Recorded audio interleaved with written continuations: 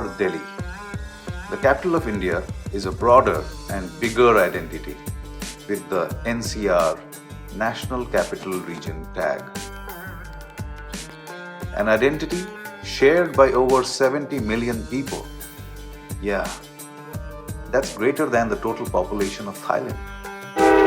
Just imagine 71 million souls spread over roughly 55,000 square kilometers, joined by several districts from Haryana, Uttar Pradesh and Rajasthan, trading and talking in Hindi, English, Punjabi, Haryanvi, Bihari, going to Dilli, going through Dilli for work, for food, for shopping and whatnot. Chaotic? Naturally. Noisy? Of course. Charming? Infinitely. The sounds of Delhi are not just prolific, but profound. So Profound Diaries went to Amit Kilam to find, filter and harmonize these sounds. Amit who? One female fan came running at us at an airport and said, "Oh my God, Pacific Ocean!" One of my class teachers, a very lovely old lady, and since I used to do music and all in school, so one day one school student must have gone to see her. This must be 10 years after school or whatever, 15 years after school was over. So she said, "Beta, where is Amit Kilam? What is he doing?" So he said, "Man, you don't know he's in Indian Ocean." "Oh really? Which ship is he working on?" Everything is not like you have said. Drummers are not known out of the five. The quiet ones. Of course I'm lying. The Indian Ocean Band, formed in Delhi, shares and bears this identity proudly. Experimentation with sounds is where it all began. Sir, can I get a signature? Yes, thank you. Sure. क्या नाम है sir आपका? Jack. Look like a Jack. तो एक मेरा एक दोस्त है, उसका नाम है Jack. Well, he's this big, tall, and fairly bald guy. So maybe you should also cut your hair. Indian Ocean's first commercial breakthrough came with Kandisa, a decade after the band was formed. That's 2 decades back. But what about now? Any fans? Any fresh sounds? The audiences have been kind on us for years. But I think more than knowing who we are, they say, "यार, कोई तो ये है, कौन है, पता नहीं कौन है." Harmonizing the sounds from the noise does take a while, doesn't it? If you need to be heard, you need to be above the noise. That's, I mean, even while we talk, we'll try to be a little bit louder than whatever's happening around us. So whatever you hear ultimately stays in your head in some form. You can directly remember it, or you may have passing memories of them. And bye, Jack.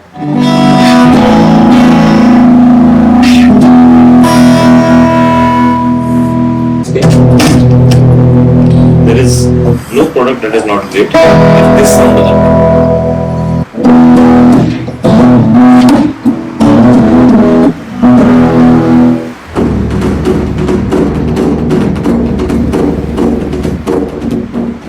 Every city has its own unique sound, texture, color.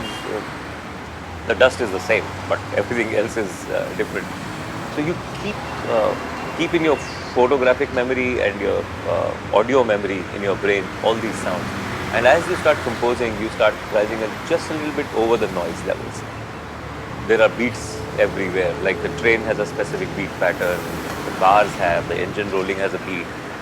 And all of that gets into your system. And at some point, it will come out. But why would an artist choose Delhi when Mumbai is the center of movies and music?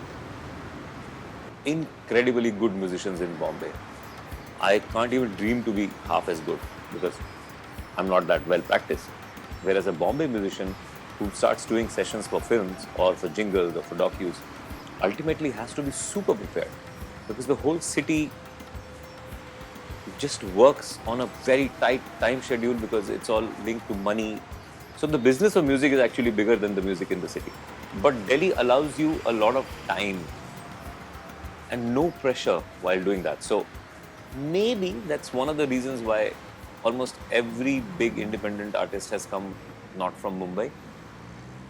Delhi is an immigrant city and everybody from everywhere comes and stays in Delhi. And it's only natural that the sound of Delhi, in terms of the independent music that's coming out from the country, has absorbed all of this. You grew up in Delhi. Do you remember any particular sound being music by itself? The dominant sound in Delhi is of the markets and the sellers and what they were trying to sell those days. And every seller had to find a unique sound to attract the customers. So that was a big part of the soundscape of Delhi. You'll always find it everywhere you go, whether it is Karol Bagh, Chandni Chowk, Lajpat Nagar, everywhere. Aunty ji, ऐसे aunty जी का एक sound आता है कहीं ना कहीं से, कोई ना कोई आपको आंटी जी बुलाएगा ही बुलाएगा. तो मेरी मम्मी को सब लोग आंटी बुलाएंगे. तो the local seller will also say auntie ji, the shopkeeper will say, all neighbors kids will say auntie ji.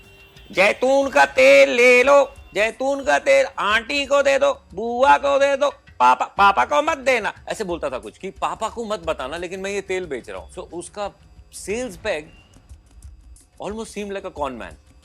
कि मैं ना बुआ जी को बेचूंगा, फूफी जी को बेचूंगा, पापा को मत बताना. So everybody used to say कि पापा को क्यों नहीं बताना है. So everybody would be attracted. ना वो किसका तेल बेचता था? I am a little confused. जैतून का तेल, which is probably olive, I think. No, maybe, right? जैतून is olive.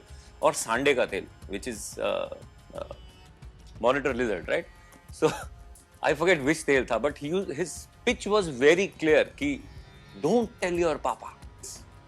One guy in Connaught Place who was super thin, frail, bell-bottom, check shirt gentleman,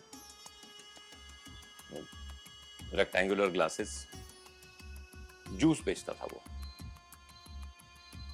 नकली जूस, बेकार नकली juice, ठीक है, जो जिसमें सिंथेटिक होता है बहुत सारा.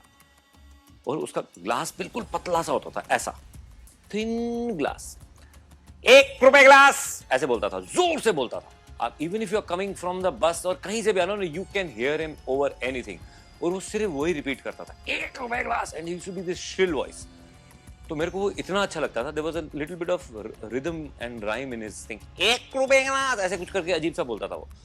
तो मैं उसको सुनने ना कनॉट प्लेस जाता था कॉलेज से कि मेरे को आज इसको फिर से सुनना है कि ये आज क्या बेच रहा है.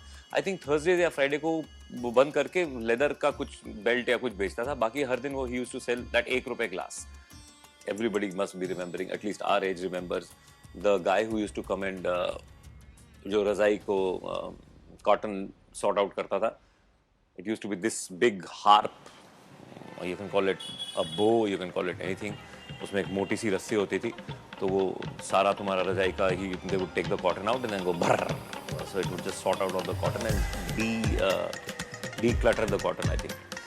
And that sound was just fascinating. Even if you listen to it, I could easily hear songs on that. So, brrr, bzz, brrr, bzz, करके उसका एक sound. There was a main sound and there was a secondary sound, which was the sound of the vibration dying down.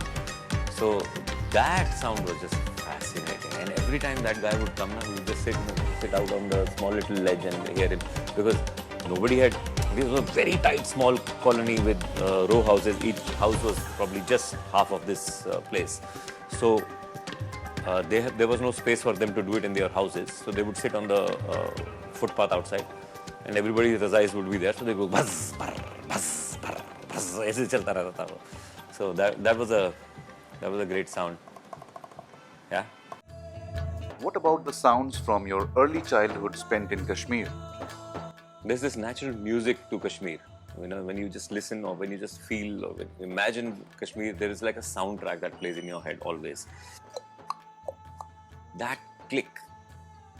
I think that was the early setting up of tempo in my life. You know, that was, every time you sit on it, there's a beautiful sound to it. And then, of course, टांगे को भगाओ, ये सब करो.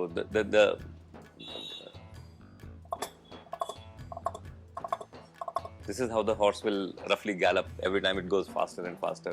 So that was one big sound of my childhood, because the tanga was essential part of your lives. Looking back, how does Amit Kilam process the struggle to get heard? There is no other shortcut to this. And if you have agreed to that, then actually there is no struggle. There is no struggle because internally it's actually a beautiful journey then. उसके बाद बड़ा मजा आता है. Rejections, no money, more money, less shows, cycles, fluctuations, bad songs, good songs. It was the most important part of our lives, and not only did it make us what we do, but it still continues to give us our bank of wealth. How did Indian Ocean become the #1 band of India? What makes your sound stand out? I think things started changing after the first big album, Tandisa. And also musically we had evolved from being just an instrumental band to somebody who was willing to say other things. You know, Tandisa was a Syrian Christian hymn. Mareva was, let's say, Hindi bhajan. Hillele was a revolutionary song. So we had started saying different things. The songs had great tunes, and it was all coming in together. Musically, I felt that yes, now we are getting into a zone which is truly enriching for everybody fully. I'm out here to change all the wrong things that are happening in the world. There are obvious wrong things, and as any human, we would wish that they don't happen. But we may not always have the power to make the changes instantly. But we speak, sing about it. And I think these things make slow, definitive changes. Through the years, we've always managed to say what we have wanted to say without really being ugly about it. Well, not ugly, but you guys are loud and clear as a band. Did you ever hurt the ears of your neighbors? Did they ever ask you to leave? Karol Bagh में सब कुछ है. करोल बाग में mini India है. एक छोटा सा mini India Karol Bagh में रहता है. And we used to have our practice place, which was an old dilapidated bungalow surrounded by only car dealers. Car dealers who would sell second-hand cars. But they would also indulge in repairing those cars because customer is king and he has to be shown blink. So every car had to be redone before being sold. So there was only noise while coming into Karol Bagh. There was not a second of peace, quiet.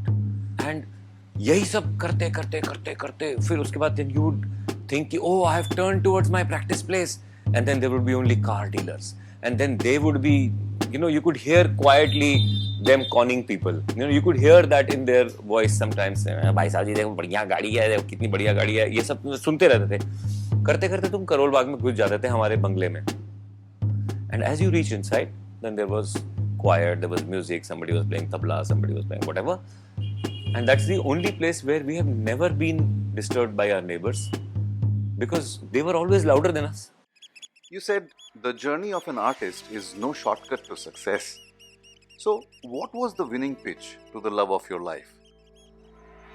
My wife and I were in the same school, and so we knew each other for a long time. You know, you just realize, अच्छा हाँ, ये तो अच्छा चल रहा है, बढ़िया चल रहा है. But I do remember once telling her that, look, I have to become a musician.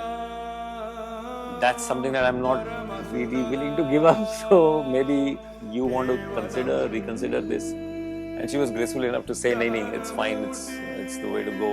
We'll see whatever happens. Music bursting out of car windows is typical of Delhi. How do you feel about the popular Punjabi rap?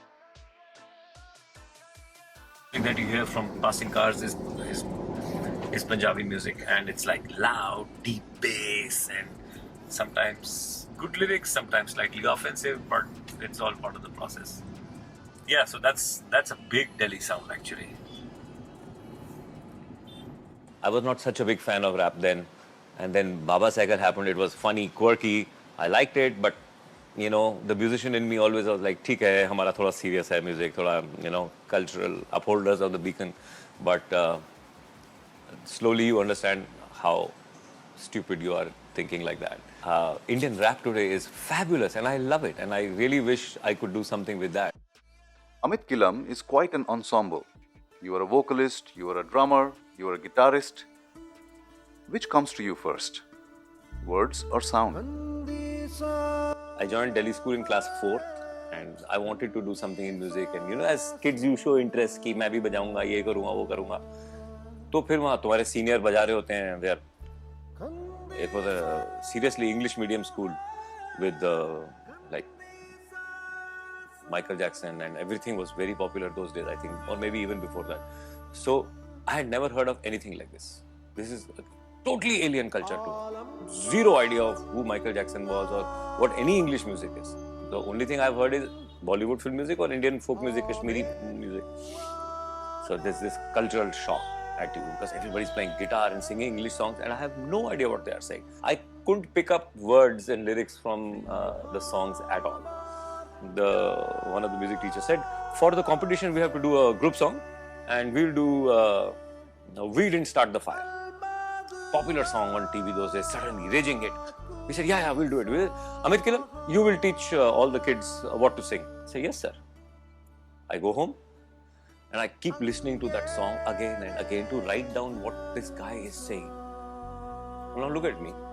I have no idea what he's saying because English is very fast in a song. ना हमें समझ आ रहा है वो बोल क्या रहा है, ना ही मेरे पास कोई cultural relevance है कि वो क्या बोल रहा है. So I heard everything as a sound and I wrote down sounds. I wish I could still have that paper.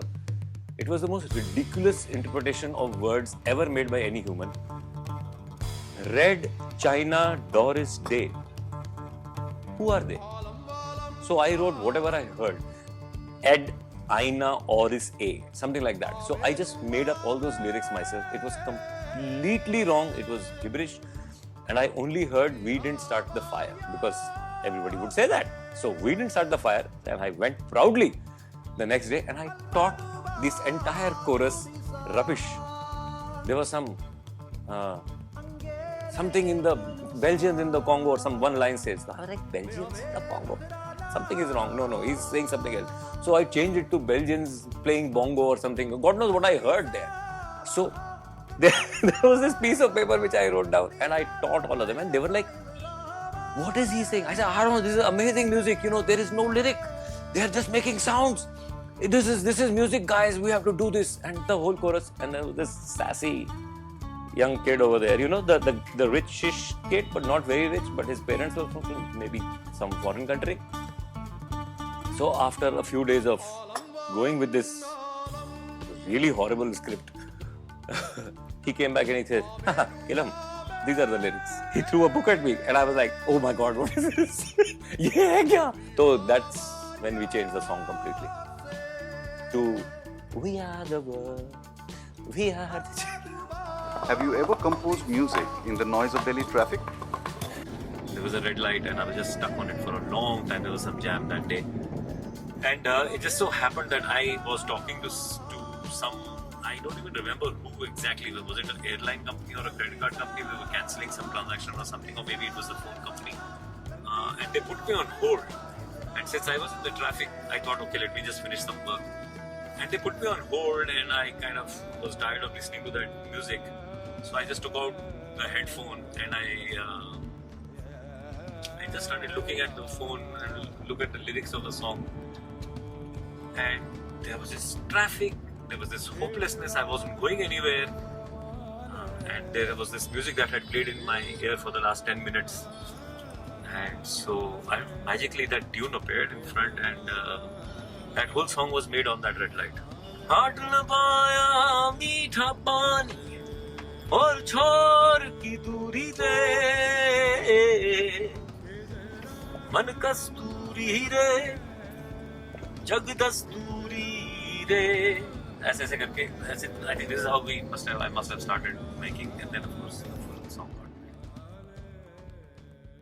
As a Dilli formed artist from the world famous Indian Ocean Band, which thrives on experimentation with sounds, what's your wish which is still unfulfilled? My favorite project is to do us collaborating with 6, 7, 8 musicians, each song from different regions of the world, and not. And if we could put it in an album, it'd be great. somebody from Africa, somebody from Central Asia, somebody maybe from Morocco or Turkey, Japan, France, so many places. The islands in the Pacific, the islands in the Indian Ocean, they all have a very peculiar sound of their own.